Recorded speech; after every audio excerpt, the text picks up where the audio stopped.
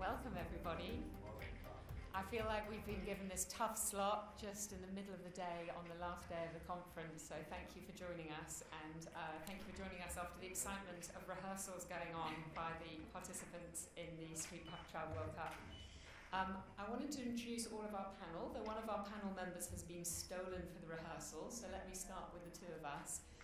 My name is Pia McRae. I am the Chief Executive of the Consortium for Street Children, and this is my colleague Shona. Hi everyone, I'm Dr. Shona McLeod. I am a research consultant for Street Child United and the Consortium for Street Children.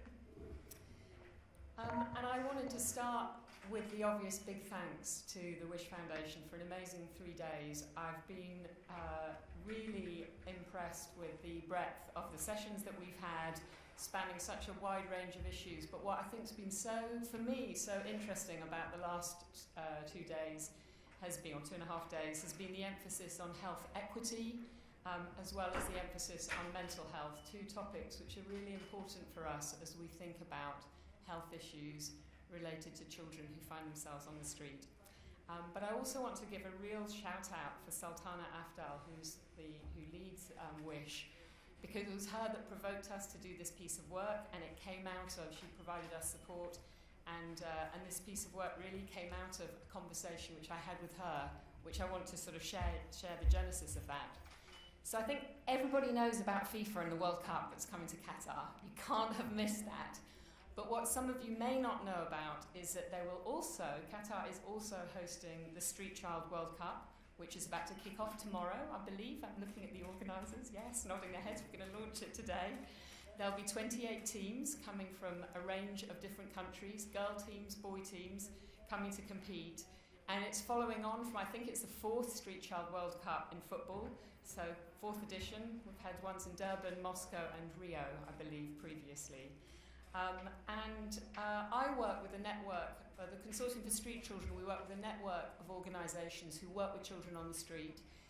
Street Child United, who are putting on this amazing event, the Street Child World Cup, involved me in a discussion with the Qatar Foundation ahead of them having this event. And I was challenged by Sultana, who said to me, "So Pia, what do we know about street children and health? What do we know about their health status globally, worldwide? What do we know about the challenges they face?" And I said, well, I've read some research on it, but probably there isn't a single sort of snapshot of what the current status is. And in fact, the last time that I personally had street children involved in a project that was to do with health, to be honest, the street children were seen more as a vector of disease or a potential reservoir of disease than rights holders. I was working in a big project that was working on neglected tropical diseases, and the worry was that if you didn't get street children, the chemotherapy drugs, the preventative drugs, they could become a reservoir for neglected tropical diseases. So they were being targeted not so much because their health mattered in some ways, but partly because they were a solution to a public health challenge. And that's not right. That shouldn't be the way we think about children and their health. And so coming out of that amazing conversation with Sultana, I said, well, we'd be delighted to work with Street Child United to try and do a step back, a little bit of an inquiry on what do we know currently, globally, worldwide, about children who are on the street and the challenges they face with regards to health. So just to start, for those of you who don't work in the sector, when we talk about street-connected children, we mean children who live on the street, children who work on the street, or children who otherwise have a strong connection of the street or in some sense dependent on the street for their survival. So I want to kick us off just with getting you guys to engage a little bit. We're going to ask you to get active, and I'd like you to start using your imaginations. You've been listening to lots of people, and I want you to get active in thinking about this. So I want you to start, I think we need you to Scan the QR code. Could you get your phones out and scan the QR code? And if that doesn't work, you can use the website address. So go onto that website. Let's give everybody 30 seconds to do that. Yeah, people are nodding. They've got on board. Everybody on? Anybody got challenges? Might need to zoom a bit. It seems like everybody seems to be doing it. Good. Excellent. So I'd like you just to start by thinking about, imagining in your head a child who is on the street, a street-connected child. And I want you to write into your phone one word to describe that child. So what's the one word we would use to describe that child? Wonderful. The words are coming up on the screen. Come on, I need everybody to contribute.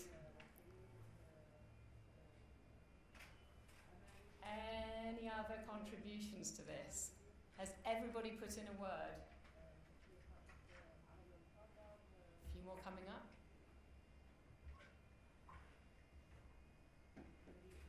Everyone put in a word? Good.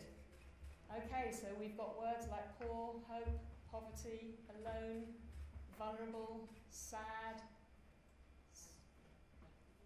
disoriented, lonely. Okay, could we go on to the next one? I now want you to keep using your imagination. I want to imagine that you know a policeman. And what would the policeman, when that policeman sees that child on the street, what word would the policeman use to describe that child? So think of that policeman. What's the one word the policeman would use when they saw that child?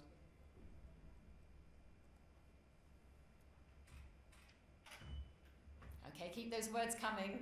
We did a good word cloud last time round. Okay, so we're getting words like trouble, nuisance, problem, burden, criminal, threat, needy. There's some quite different words coming up in this word cloud. Okay, we're going to do a third one for you. Sabit, come and join us. We're going to do a third one of these, so keep that imagination going. I want you now to imagine that for some reason you have found yourself as a child who has left home and you're on the street in a city. What would you use as the one word to describe yourself? You're managing to survive, you're managing to live on the street. How would you describe yourself? Have we moved on to the next one? Yeah.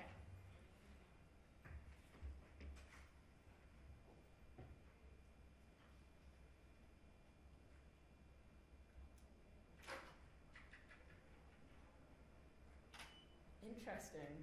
Okay, so lost, frightened, worried, stressed, resourceful, unstoppable, safer, found somewhere safe.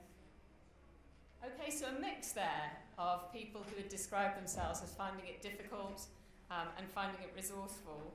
So I think the reason to try to get you to think about that is because how we see ourselves, how others see us, how we see others, especially those who could help us support our journey to good health, has an impact on our health. I think we've heard a lot about that in the last few days.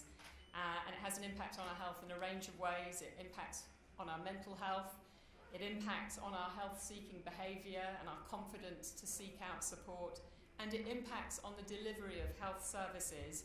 And they were some of the questions that we set out for ourselves when we started this inquiry, hoping that we could shed light, get some learnings, not just for those who work with children who are on the street, at the front line as it were, but broadly throw up lessons for those thinking about how to protect the right to health for many marginalised children. So we did 3 things in this study. We did a literature review, or we've done 2 things, we're going to do a third. We did a literature review, or Shona did a literature review. She's done some amazing work talking to organisations who work at the front line, grassroots organisations with street-connected children. And Shona will be going on to having one-to-one interviews with the children who've come to Qatar to take part in the World Cup. So I want to hand over to Shona. She's going to share with you some of the initial findings that have come out from the first, if you like, 2/3 of this inquiry. So over to you. Thank you. Yeah, move a little bit closer to the microphone. Let's see if we can get this clicker working.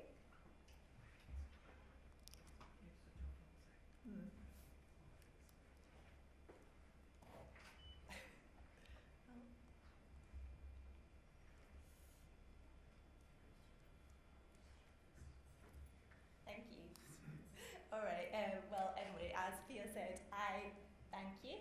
I'm going to talk through some of the initial findings.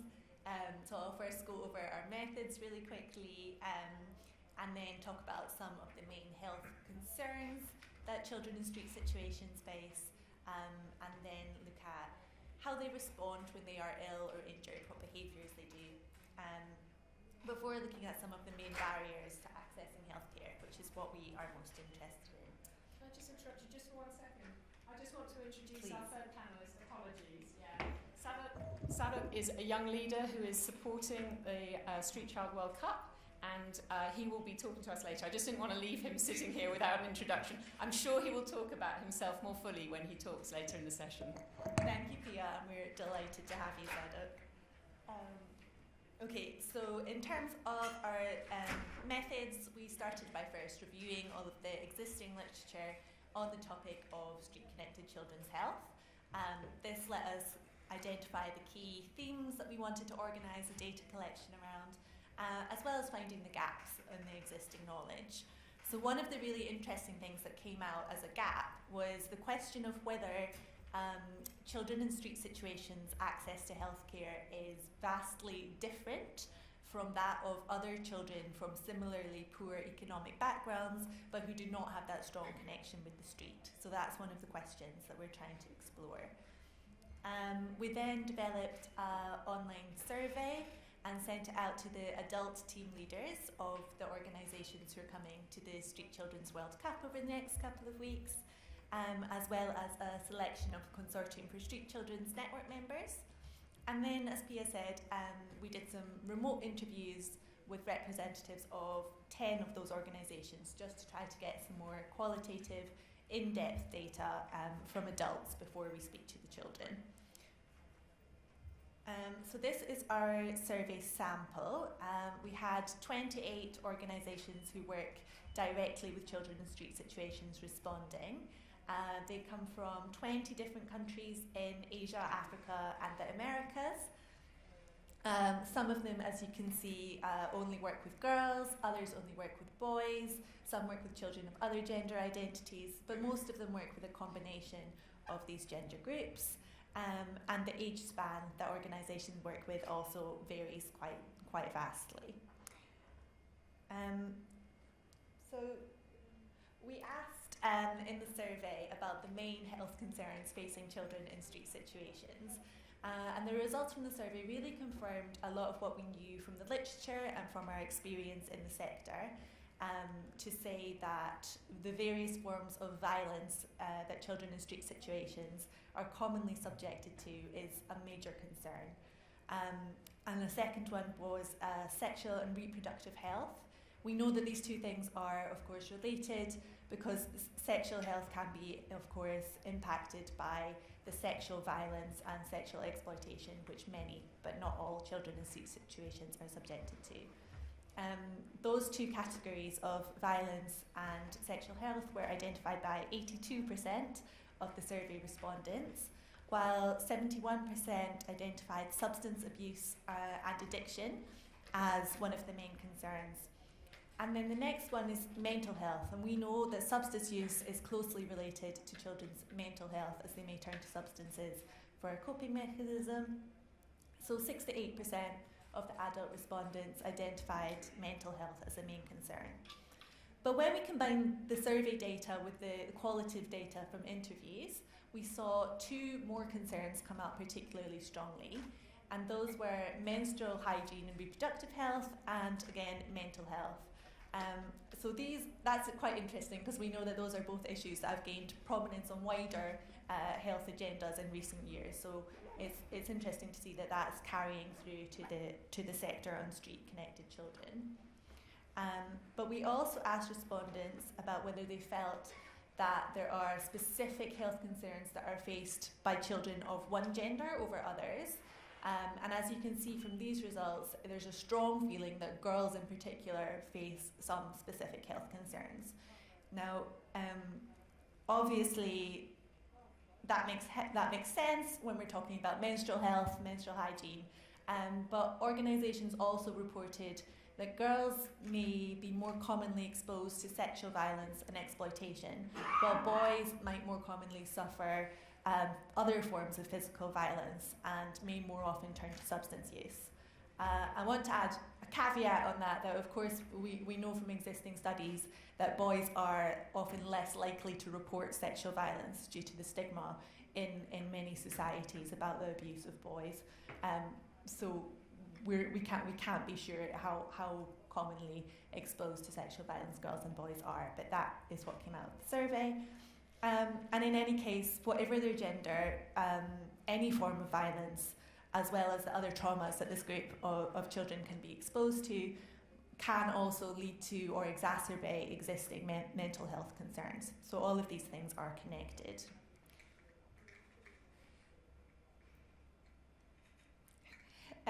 So turning now to the health-seeking behaviours of children, that is, what do they do when they're ill or injured? The existing literature suggests that children in street situations usually only seek medical care when a situation is an emergency or really serious. And we asked about this in the survey. We asked what children tend to do when they have either a minor or a serious health concern. So as you can see, for minor issues, children might most likely turn to NGOs, public clinics or pharmacies, while for more serious issues, they may go to hospital or they may turn to an NGO. So here, it's really important to recognise that this sample is skewed because the respondents are necessarily talking about the children that they work with, so the children that already have contact with that organisation. And those children may well be in a better position than other children in street situations who have not formed that link with a supportive organisation. But even with that in mind, what is perhaps most interesting here is that while most of the respondents said that a hospital was where children are most likely to go with a serious health concern, almost 30% of the respondents did not select the hospital as somewhere children would go with a serious health concern. So that's one of the questions we want to find out. Why is that? What is deterring children away from doing that? We also wanted to come back to this question of how specific these behaviours are to children in street situations, and ask whether children on the streets behave differently from others of similar economic status. And as we can see here, the results on this question are split quite evenly. So when we add in the qualitative data on this, what we can understand is that the tendency to only seek medical attention in an emergency might be shared with the wider population group. But as we're going to go on to discuss in a minute, some of the barriers that prevent children from seeking care are more specific to being in a street situation.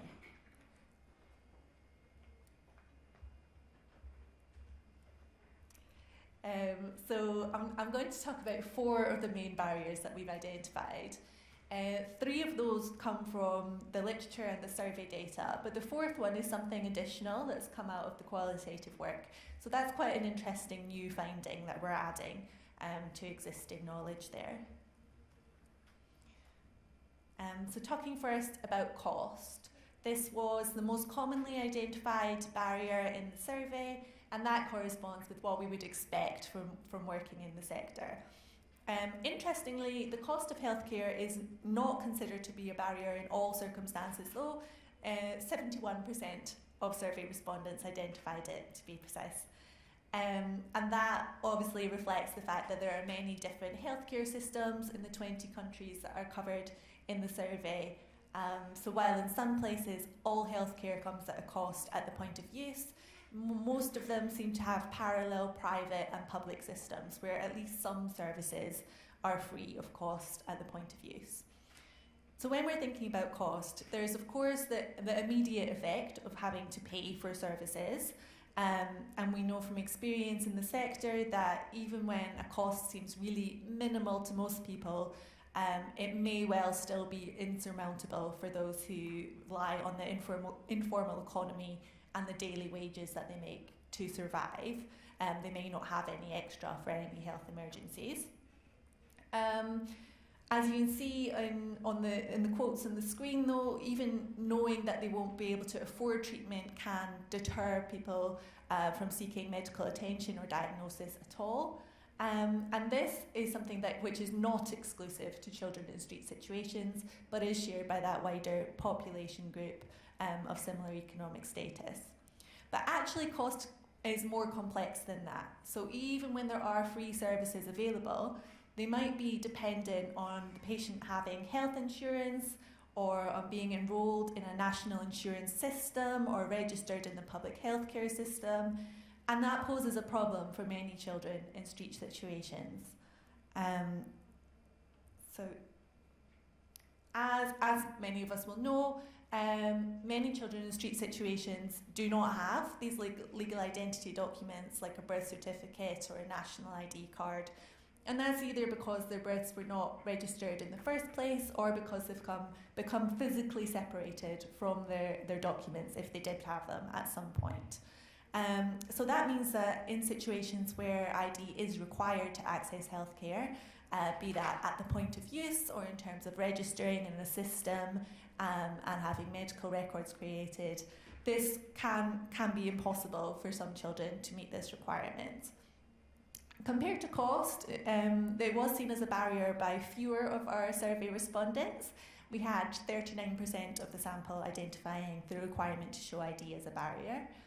But we've also realised that it's not quite as black and white as a child having to show ID or not.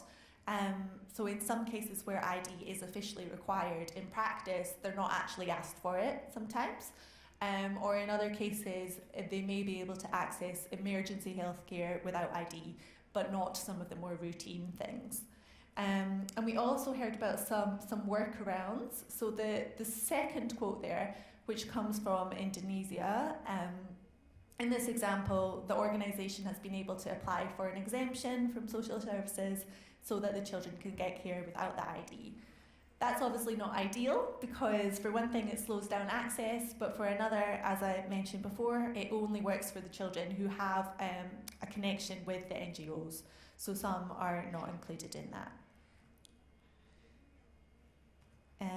Moving on to another factor that we asked about in the survey, those who work in the sector will be aware that children in street situations routinely face discrimination and stigma as part of their daily lives due to the stigma against them and how they live their lives and the perception that children are somehow out of place in the street. And existing studies suggested that this discrimination can also be seen in healthcare settings. 68% of our survey respondents agreed that discrimination can be a barrier to accessing healthcare. But before we say more about discrimination, we should recognise that, as several of our interviewees suggested, children may not want to disclose the discrimination that they face in healthcare settings. So this data is really based on the adults' perceptions at this point. But with that in mind, we can see that many believe that children in street situations are discriminated against by healthcare workers, but actually this discrimination is not necessarily based on the fact of them being street connected. It may be due to other factors. So some of the respondents talked about the child being discriminated against just because they are visibly assumed to be poor, without the healthcare worker necessarily knowing about their background and that they are in a street situation. And then they assume that they are unable to pay and refuse to treat them on that basis. That is something that applies to a wider population segment again. And that's similar for discrimination based on ethnic group, sexual orientation, or gender identity, for example. These are factors which often, in many contexts, correlate to having the street connection, but do apply to a wider group. But in some cases, this link to the street connection begins to become more obvious. So if healthcare workers are declining to treat children based on their levels of hygiene or on the cleanliness of their clothes, or treating them unkindly or unfairly due to the perception that their health concerns are in some way deviant, This might be the case when children in street situations are pregnant or have sexually transmitted infections, or have issues connected to substance use in particular.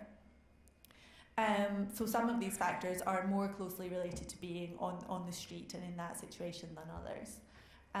But a final factor that causes discrimination, and one which I will talk about now, is that these children are more likely to be unaccompanied by an adult or guardian.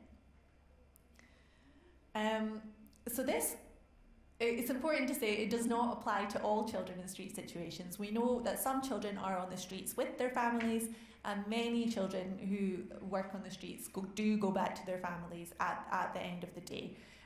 So this, while it doesn't apply to all children in street situations, is more likely to apply to children in street situations than it is to children from similar backgrounds who do live with their families typically. So what came out in interviews was that children seeking health services without an adult in many contexts will be turned away altogether, either because there is an official policy in place in that health system, or because the healthcare staff are not prepared to treat an unaccompanied child and just don't know what to do. And then in other contexts where a patient has to stay in hospital, it's expected that family members provide food and supplies for the patient rather than that being provided by the hospital. And there's an assumption that if a child comes in alone, there will not be an adult to provide that care, so the hospital is then unable to treat them. But what this, and another thing about having an adult caregiver that we should mention is that having an adult in their lives might make it easier for children to know which services to go to in the first place, where to find them and what kind of care they should seek, so helping them to understand the system as well.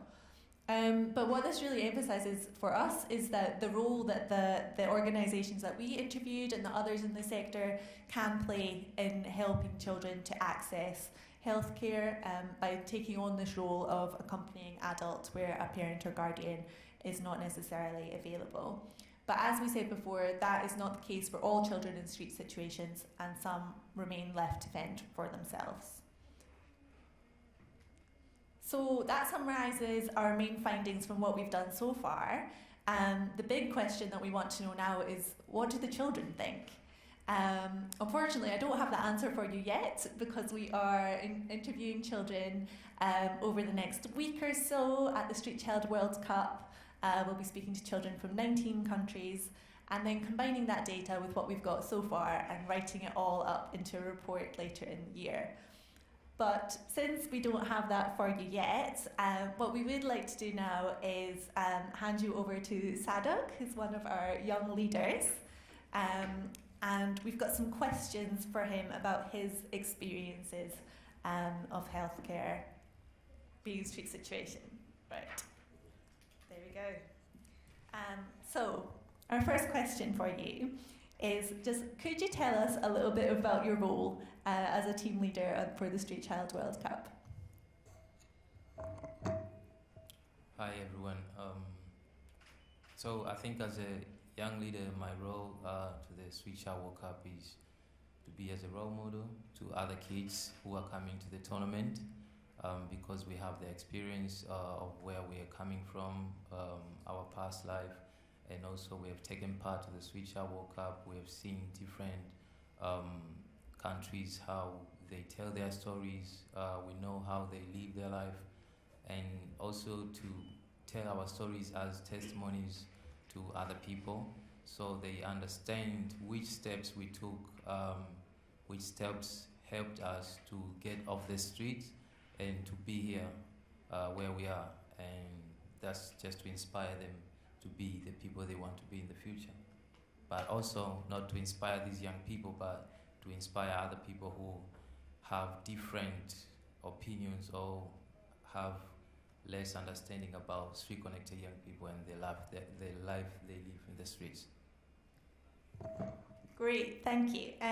So what I would like to ask you is, could you tell us a little bit about the health issues that impact on the lives of street-connected children in Tanzania, where you're from specifically?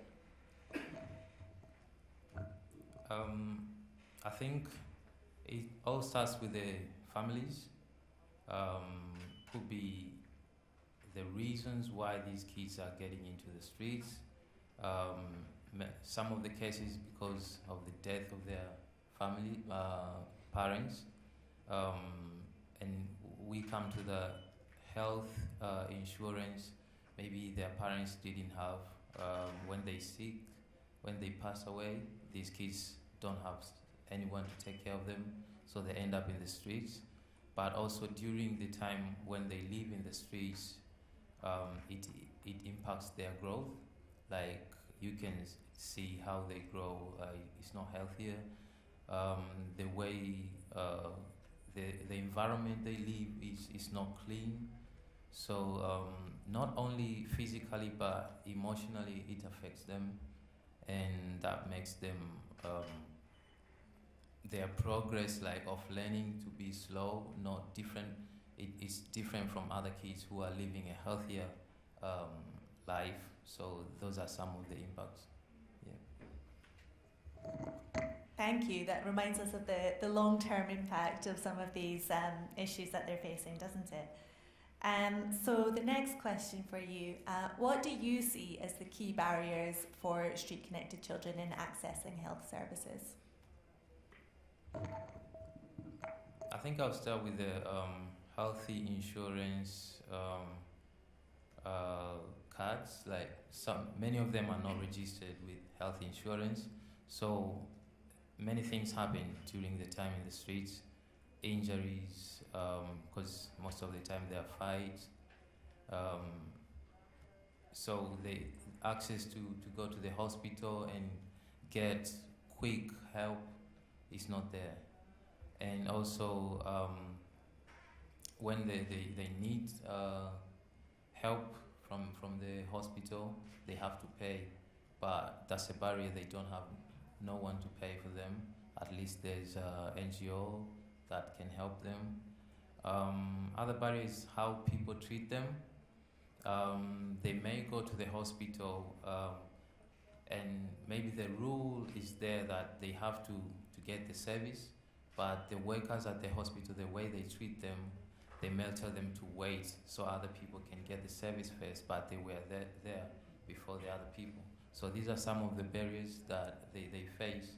But also sometimes it's them, they cause it because the emotion, how they talk to people, it's not like people doesn't take it in a positive way, but they have to understand this is how they are. We have to be in their shoes and help them. So they like, you're not treating us as workers in a very good way, so we are not going to give you service. But they have to understand these kids, where they're coming from. That's why they behave that way. Yeah. Thank you. And do you think there are any challenges in seeking healthcare that are unique to street-connected children? I find it like the same question. Unique challenges. I think. I find it like the same question. Maybe. Yeah. That's okay. Yeah, you're right. Some of what you were saying there about understanding where the children come from answers that, doesn't it? Okay, I've got one more question for you. So you know that I'm going to be doing interviews with the street-connected young people and children over the next few days. Do you have any advice for me in talking one-to-one about health for street-connected children? Interesting question. So the first thing you need to understand,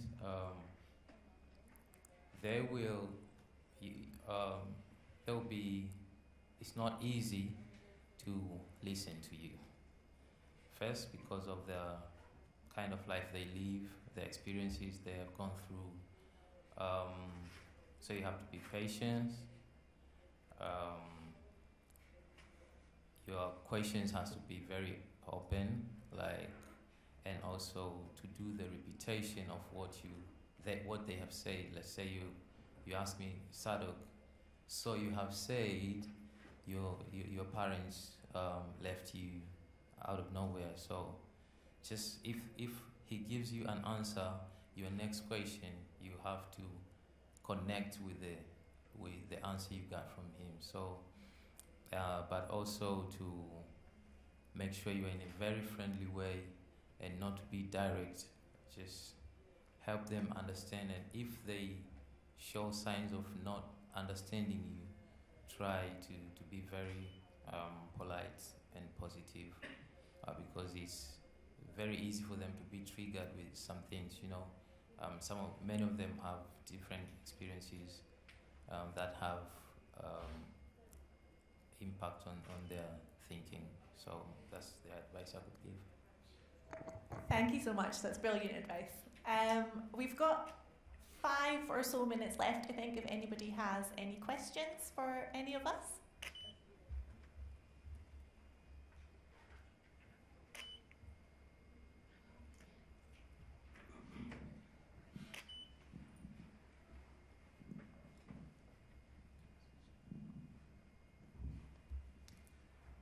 Thank you very much. My name is Stella Ayodo. I work with the Global Partnership to End Violence Against Children.